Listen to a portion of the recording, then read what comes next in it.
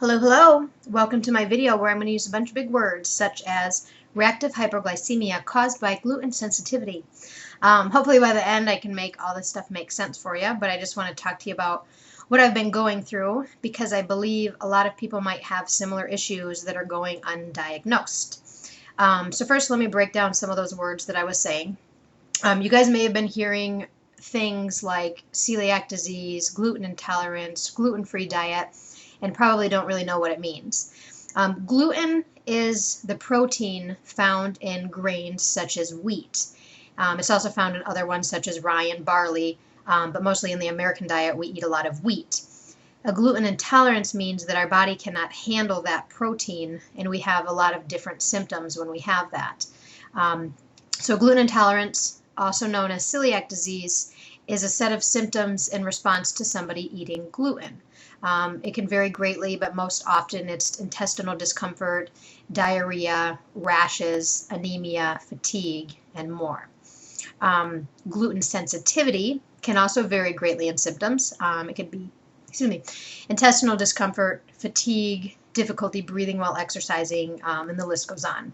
Gluten sensitivity can also cause nervous system damage, which is a pretty scary thing. The next thing I'm going to talk about, because it's all related, is reactive hypoglycemia. Hypoglycemia is also known as low blood sugar. So you can think of maybe somebody that has diabetes, their blood sugar drops, they become weak, tired, almost passing out, slurred speech. So that's hypoglycemia. The blood sugar has dropped too low. Reactive hypoglycemia means that the blood sugar is dropping after somebody eats. When we eat something, our blood sugar is supposed to go up, but reactive hypoglycemia, the blood sugar goes down.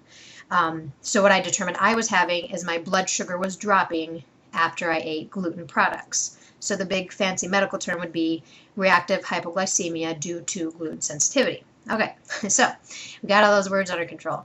So I want to talk about some of the symptoms I was going through for almost a year before I realized what the problem was. And I have this written down so I don't forget to mention something. My muscles were feeling very heavy when I would work out, almost as if my arms and legs were like rocks. They were heavy. I felt very weak all the time, and that was actually kind of making me sad because I've always been a very strong person. I used to rearrange the furniture. I would carry my dresser up the stairs and down the stairs and move the bed and move the couch and move the TV with no problem whatsoever. I got to the point where I couldn't even lift up the couch with somebody's help because I would just feel so weak, and I felt like I was like an 80-year-old woman with my strength. And I felt bad because I thought, well, maybe it's because I lost so much weight so quickly, but that just didn't make sense to me because while I was losing weight, I was consistently working out. I also work on houses, so I should have strength from that. So it just didn't make a whole lot of sense for me. Sometimes, and these symptoms come and go. The ones that I had most often were fatigue and irritability towards the end, but I'm going to read a lot of different things I was going through. Blurred vision, slurred speech, fatigue, feeling irritated or bitchy, as a particular person might call it. Sometimes the way that low blood sugar or diabetes is diagnosed is when people are getting highly irritated, because that's a sign that their blood sugar is dropping. And actually, my sister used to run a daycare, and that's how she discovered one of the children had diabetes, was because she would get really bitchy in the afternoon. So that's kind of what was happening to me, because my blood sugar was dropping and I didn't realize it. Now, how I figured all this out, because I was having all these weird symptoms, and the other ones I was having is like weird sensations in my arms and my legs. My arms would feel like my skin was crawling. My legs would feel like they didn't have bones. The medical term is paresthesia, but like pins and needles and just an overall weird feeling in my limbs. Headaches, memory problems. So I was going through a lot of different things for about a year. So I decided to get blood work, and I go to this clinic that offers inexpensive blood testing. So the day they took it, my blood pressure was 90/60, which is quite low. It's actually the lowest it can be without it being considered low. They then proceeded to take 7 vials of blood from me, which I think was a very bad idea with my blood pressure being so low. So I passed out while they were drawing blood. Everything went white. I got very hot, and when I came to, there was about 10 people standing around me, shoving juice and crackers down my throat. Then they made me stay there for a little while everything was, while I was, getting back to normal, feeling better. So I thought, okay, for sure there's something wrong with me. I'm dying. And I get my blood work back and they say, everything's fine. There's nothing wrong with you. I can write you a prescription for this, this, and this. And I'm like, I don't want a prescription. You're telling me there's nothing wrong with me, but I feel very off and tired and fatigued. I don't want to cover it up with some drug. Unfortunately, doctors are very smart people, bless their hearts, but they believe in medicine, so they want to give you medicine when there's something wrong. I'm a little bit different. I want to find out what is the problem so I can stop it completely from happening. So I went to a second doctor to get another opinion. She ordered additional blood work. And this is something I discovered, is that different labs and different doctors have different standards of what they consider normal. So one doctor may say, I want this to be between 5 and 10, and the other doctor may say, I want it to be between 7 and 12. So based on the doctor's desires or the lab's thoughts determines whether or not, you're in normal range. So again, when she tested it, everything was in normal range. But she said, according to the lab, she said that she was suspecting I had low blood sugar because of one of my numbers. So she asked me to start eating more, eat every 2 or 3 hours, track my food, and take my blood sugar. So I already had bought a handy dandy blood glucose checker from Salvation Army. It was brand new for like $9. So I had that. I did what she said. I started eating more often. I was tracking my food. And what I determined was that I was eating about 1,700 calories a day, which I'm fine with. As I was eating more often throughout the day, my symptoms were increasing. I was feeling more tired, more weak, more fatigued. And it just didn't feel right because I already felt like I was eating enough. So when I went to the doctor, I gave her the food logs, and she was very impressed. She said she'd never seen such a detailed food log. She also said that she wished she could eat as healthy as me, so that was kind of a nice compliment. So her only recommendation was that she wanted me to have another 300 calories per day from carbs and another 200 calories a day from protein. So she wanted me to eat 2,200 calories a day. So again, I go home, I'm eating, and I'm feeling more and more weak and tired. So I'm thinking, all right, that is obviously not the problem. And that's when I started to use the blood sugar checker. And I tested it when I wasn't eating. It was in a normal range, which is, I believe, don't quote me on this, but normal is between 80 and 100. So I was in the 80s. But then after you eat, it's supposed to be, I believe, 120 and above. And after I ate, mine was dropping to the 60s. And then when I tested a half an hour later, it's even lower in the 60s. And that's when I started to feel all my symptoms, like the weirdness in my arms, feeling fatigued, feeling tired. And I just knew something was not right with that. That's when I looked it up a little bit and I realized what I was having was the reactive hypoglycemia. My next step was try to figure out where this was coming from. So I was just thinking, what am I doing differently since I started feeling this way? So I thought back to a year previous. And the only thing I could think of that was different was that's when I started eating wheat products again. When I started my weight loss journey for about 6 months, I didn't eat any refined or processed carbs. So what that means is I pretty much cut out wheat, not purposefully, but that's what happens when I stopped eating bread, pasta, rice, crackers, cereal. In essence, I ended up cutting out the gluten.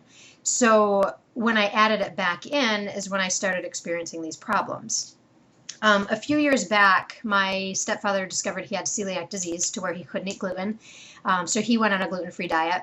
And I decided just to try it to see what it was like. So again, this was years ago. I ate gluten-free for a month. And it's not that I felt bad before, but when I stopped eating it, I felt so much better.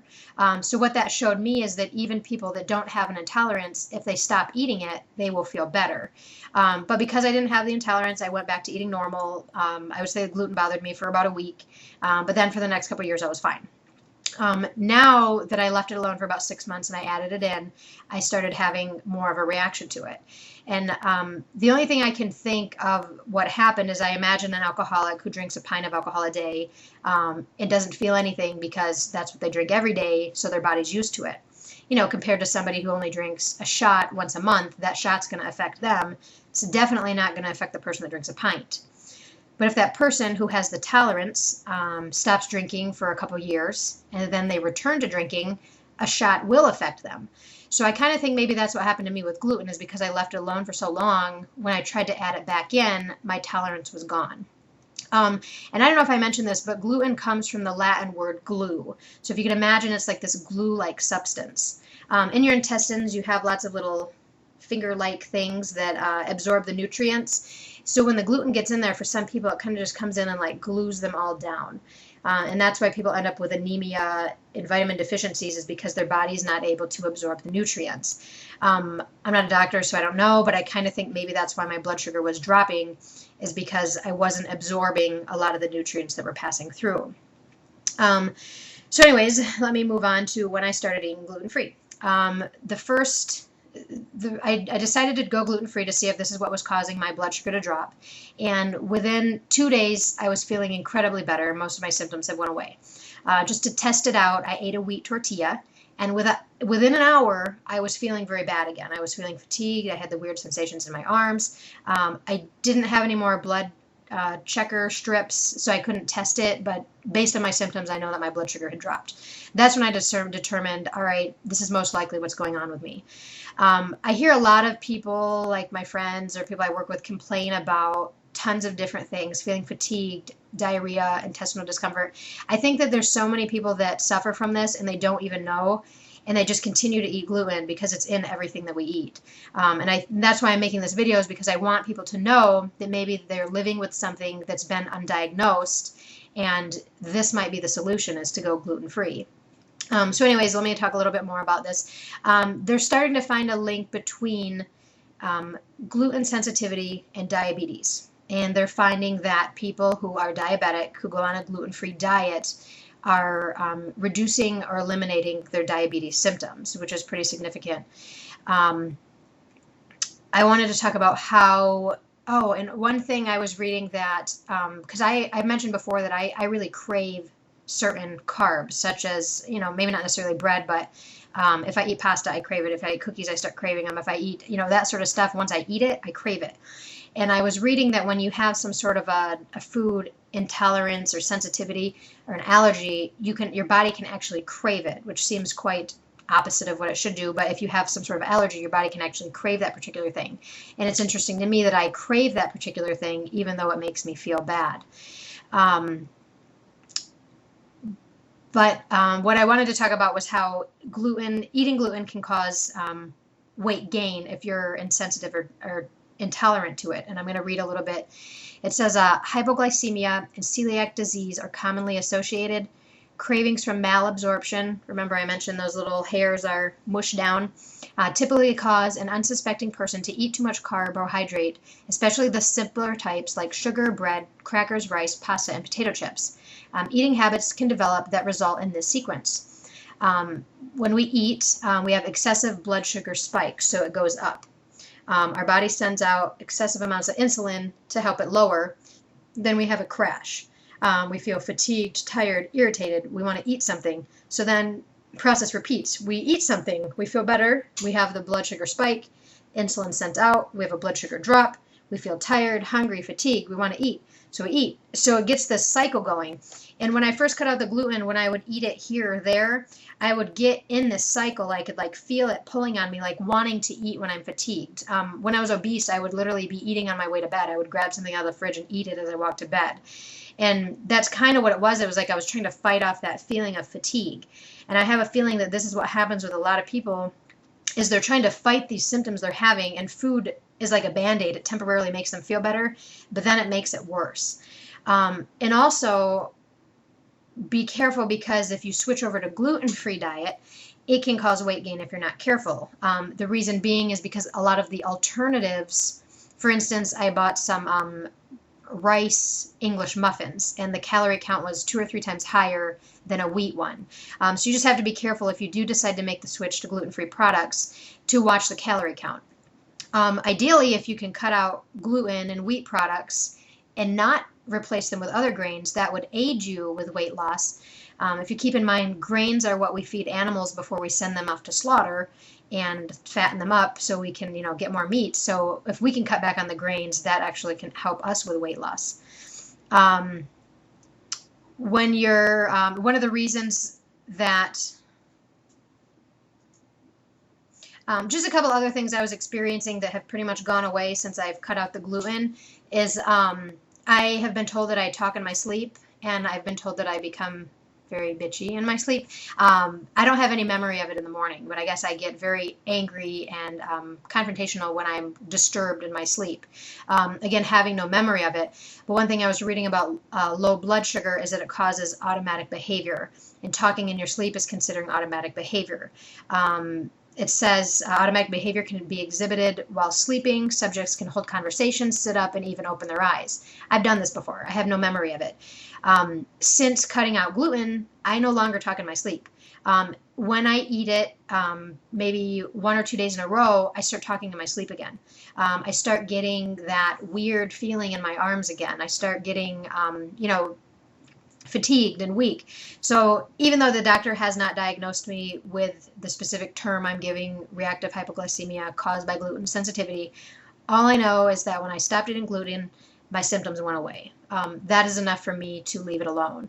The scariest thing is that gluten sensitivity can cause nervous system damage. So I'm going to save all the gluten-free products for another video because I've been talking for a while. But I just want to show you, for instance, some gluten-free oats that I bought. They were $7.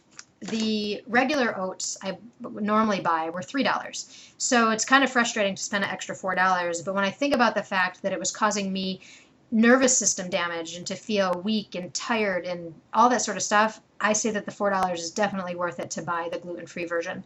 My boyfriend told me that he's noticed, now that I've left it alone, when I eat it, we're a little bit more aware of the symptoms. Before, it was just like this mix of stuff. I had no idea what was going on. But he said after I eat it, I kind of like slouch and I start like kind of like messing with my hands and stuff like that. So definitely we can see that there's some sort of nervous system stuff going on after I eat it. I do believe a lot of people suffer with this. If you have insurance, try to get tested. The test will not show you if you're gluten sensitive, but if you cut it out, I believe you're actually supposed to cut it out for 2 weeks before you really feel better. But like I said, I cut it out for a couple days and I significantly started feeling better. But anywho, I hope that I enlightened you with some of this information, and I hope that it made sense. Thank you so much for watching. Bye-bye.